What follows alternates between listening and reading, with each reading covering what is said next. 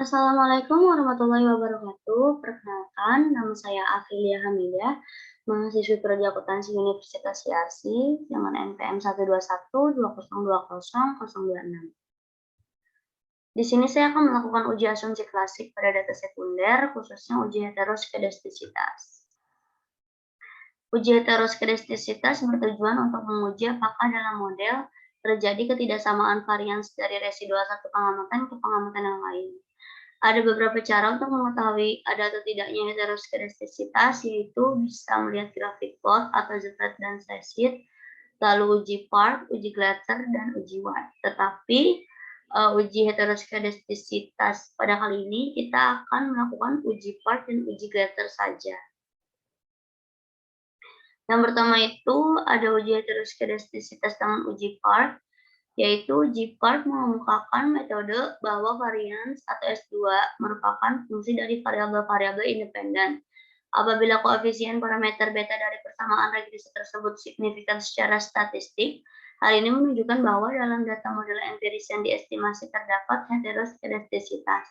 Dan sebaliknya, jika parameter beta tidak signifikan secara statistik, maka asumsi homoskedastisitas pada data model tersebut tidak dapat ditolak. Yang kedua ada uji heteroskedastisitas dengan uji Glatzer. Uji Glatzer yaitu meregresi nilai absolut residual terhadap variabel independensi. Jika variabel independen signifikan secara statistik mempengaruhi variabel dependennya, maka ada indikasi terjadi heteroskedastisitas.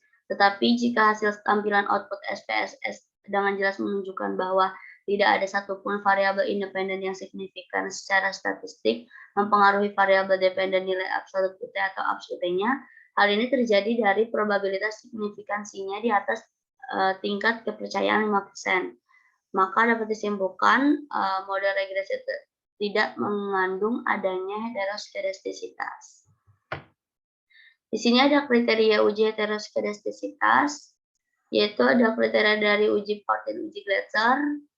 Kebetulan kriteria dari uji Park dan uji Glatzer ini sama, yaitu jika nilai probabilitas atau signifikannya di atas 5% atau 0,05, maka dikatakan tidak terjadi gejala heteroskedastisitas. Tetapi jika nilai probabilitasnya atau signifikannya itu di bawah 5% atau 0,05, maka dikatakan terjadi gejala heteroskedastisitas.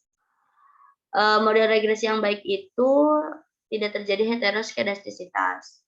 Dan apabila tidak terdapat gangguan hetero pada model penelitian, maka analisis regresi linear dapat dilanjutkan. Tapi jika terdapat gangguan hetero, maka perlu dilakukan penyembuhan atau transformasi data dulu. Kita bisa langsung ke aplikasi SPSS statistiknya.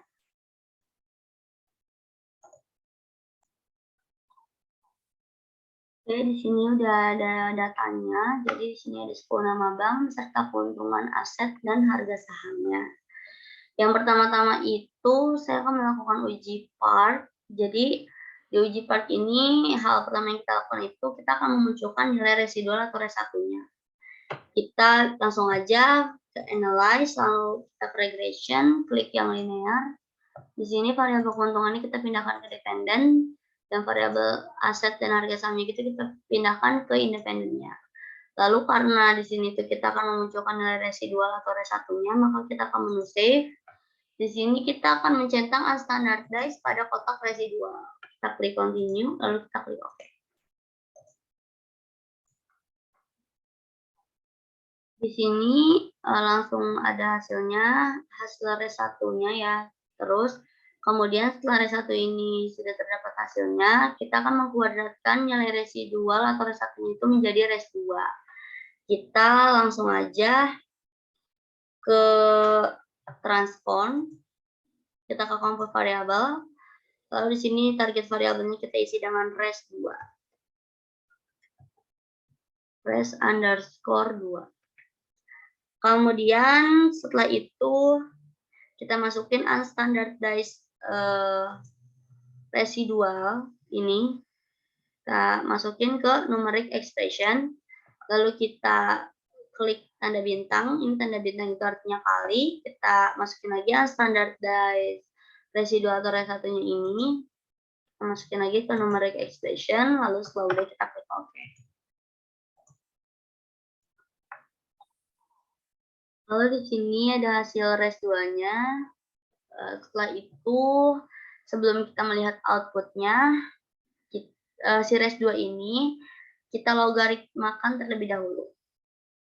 Maka kita akan ke transform lagi, kita ke compute variabel, lalu kita tulis target variabelnya ini ln res underscore 2. Kita hapus ininya, lalu kita ke function group, kita klik all, kita cari ln, karena kita akan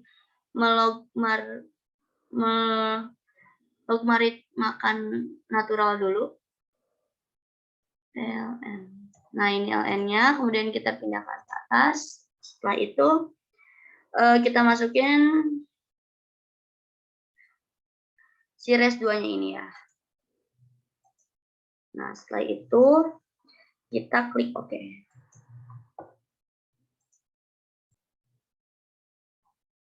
Nah, di sini ln res 2-nya juga udah langsung keluar hasilnya. Sebelum kita melihat output-nya itu, kita akan menguji hetero dulu. Jadi, cara mengujinya itu kita ke analyze, lalu kita ke regression, kita ke linear. Setelah itu, si dependennya ini kan ada variabel keuntungan. Nah, kita pindahin, kita masukin yang ln res 2 ini. Kemudian kita ke menu statistik. Nah, di menu statistik ini kita centang yang estimate dan model fit. Karena sudah, kita bisa langsung continue. Lalu kita ke menu plots. Di menu plots ini kita masukin slashnya ke Y, lalu spread-nya ke X. Kita klik continue, lalu kita ke menu save. Di menu save ini kita akan menghilangkan centang di bagian unstandardized dan input the covariance matrix. Kita hilangin centangnya. Setelah udah kita klik continue. Nah, setelah udah kita bisa klik OK.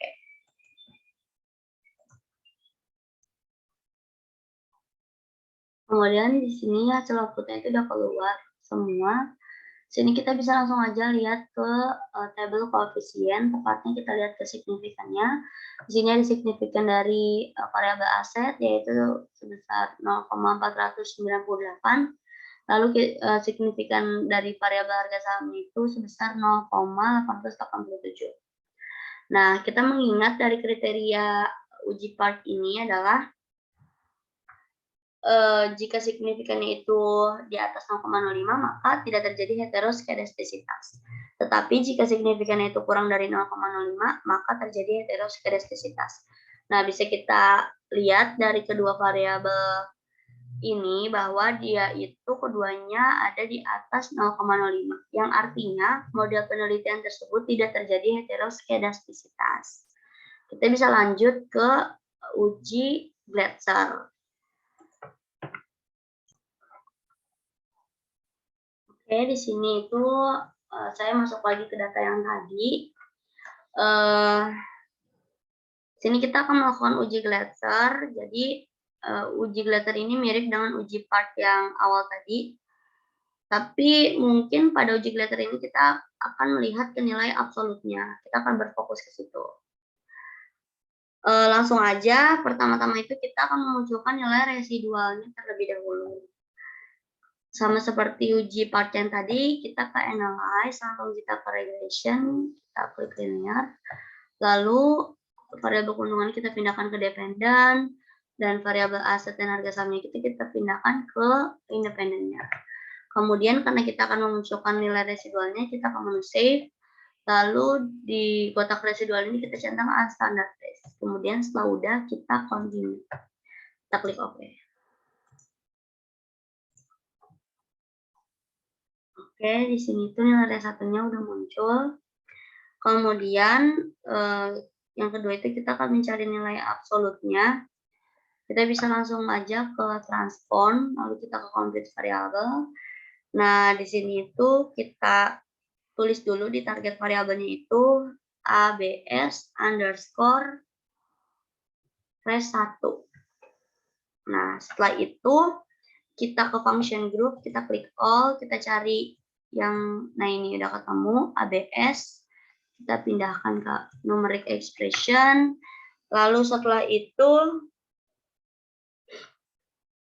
kita masukin unstandardized residual rate satunya ini ke numeric expression. Nah, setelah itu kita bisa langsung klik OK.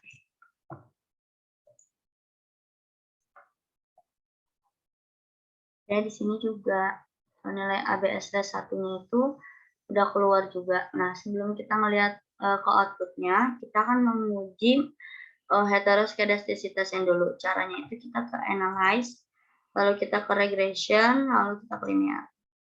Setelah itu di kotak dependennya ini, itu kan ada variabel keuntungan. Nah, itu kita pindahin, kita ganti dengan ABS T1. Setelah itu kita ke menu statistik, sini kita centang yang estimate dan model fit, karena udah kita bisa langsung continue. Kita ke menu plots, di sini spreadsheet-nya kita pindahin ke Y, graph-nya kita masukin ke X. Lalu udah kita continue, lalu kita ke menu save. Nah, di menu save ini kita hilangkan centangnya di unstandardized dan include the covariance matrix. Kita hilangin, setelah udah kita klik continue, lalu kita klik OK. Oke, sekarang hasil outputnya itu udah muncul. Nah, setelah itu kita bisa langsung aja lihat ke tabel koefisien. Kita lihat ke bagian signifikannya. Di sini ada signifikan variabel aset yaitu sebesar 0,491 dan signifikan variabel harga saham yaitu senilai 0,880.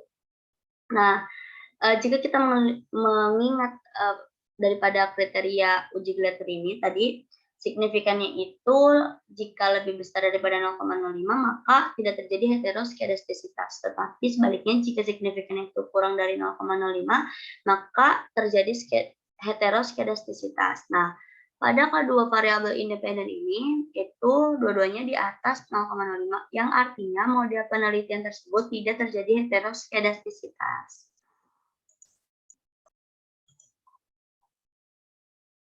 Sekian penjelasan dari saya, kurang lebihnya mohon maaf. Semoga ilmu yang saya berikan dapat bermanfaat. Wassalamualaikum warahmatullahi wabarakatuh.